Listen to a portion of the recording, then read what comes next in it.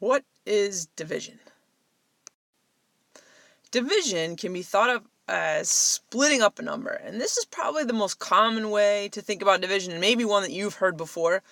But I want you to also think about it in terms of division is really asking how many of one number fits inside of another number. So there are three interpretations of division that we're going to talk about in this video. 1, division is repeated subtraction. 2, division is grouping. There are going to be two ways to think about grouping. And 3, division is think multiplication. Which I know that wording is a little awkward, but really is sort of how can you use multiplication to do division. So let's look at division as repeated subtraction. So if I am going to take an example like 8 divided by 2, this is nice and simple, quick and easy. Most of you probably already know this, can do it in your heads, but let's use this example to walk through some of these different models. So really, 8 divided by 2 is asking how many 2's are there in 8? All right, so if I take 8, how many 2's fit inside of that? So one way to discover how many 2's are in 8 is just to take away 2. And then take away another 2, and then take away another 2, and take it away as many times as you can, and that will tell you how many 2's are inside of 8. So let's do that. 8 minus 2 is 6, 6 minus 2 is 4, 4 minus 2 is 2, 2 minus 2 is 0.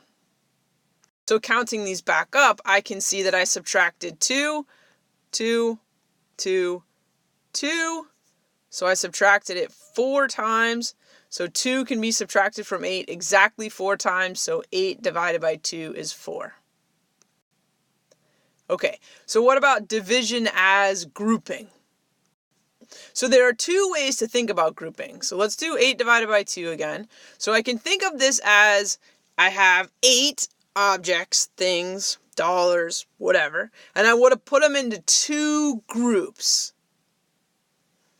Or I take those 8 things and I put them in groups of 2. Now, the vocabulary that's used is very subtle there, but 2 groups versus groups of 2 are actually 2 different things. So here's the first example. So here are my 8 objects. So I have 8 blue circles, and I'm going to put them into 2 groups. Great. I'm going to put 4 in this group, and then I'm going to put 4 in this group. So now I've made 2 equal groups. There are 4 in each group, so that tells me 8 divided by 2 is 4. So that's my 2 groups. Now, if I look at this as groups of 2, now here I have 8 circles, so I made them green this time, and I split them up into groups of 2. So 2, 2, 2, 2. There are 4 groups of 2, therefore 8 divided by 2 equals 4.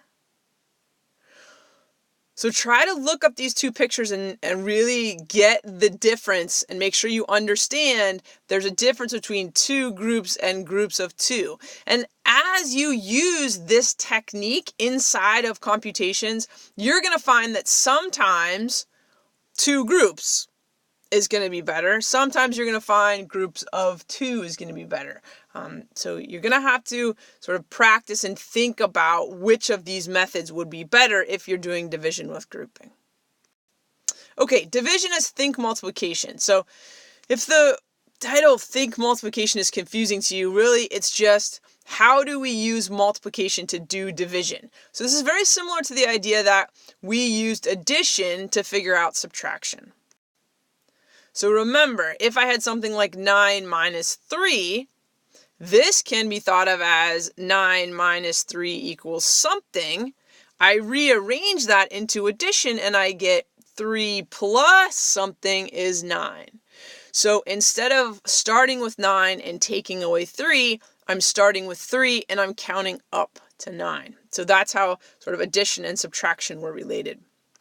And there's a very similar relationship between division and multiplication, which hopefully isn't a surprise to you. Division is repeated subtraction, multiplication is repeated addition. So if subtraction and addition have a relationship, it would make sense then that division and multiplication would have a similar relationship. So here, again, going back to the 8 divided by 2, 8 divided by 2 equals that's what we're trying to find out, I can rewrite that as 2 times what gives me 8. Now, in this particular situation, you probably know 2 times 4 gives you 8, and so then you're done. Okay. But other times, maybe you don't know what that number is going to be. It's going to be a little bit more challenging. And one way to do that is to use addition. So 2 times what gives me 8 means that I am adding 2 to itself how many times, right? Remember, multiplication is repeated addition. So I have 2. If I add 2, that gives me 4. I add another 2, that gives me 6. I have another 2, that gives me 8. So 2 plus 2 plus 2 plus 2 equals 8, which then tells me that 4 times 2 is equal to 8. So if 2 times 4 equals 8, then 8 divided by 2 equals 4. Now, for some of you, this might look a little bit more complicated than it really is. Okay. If you try this method a few times, you're going to find that either you come up with a situation where you can fill in that spot right away. 2 times what is 8? Oh, I know that's 4, and then I'm done. Okay. Or you can just think of it as, okay, well, multiplication is addition. So how many 2s are fitting inside of 8? Well, I'll just add 2s together until I get as close to 8 as I can. In this case, I can get there exactly.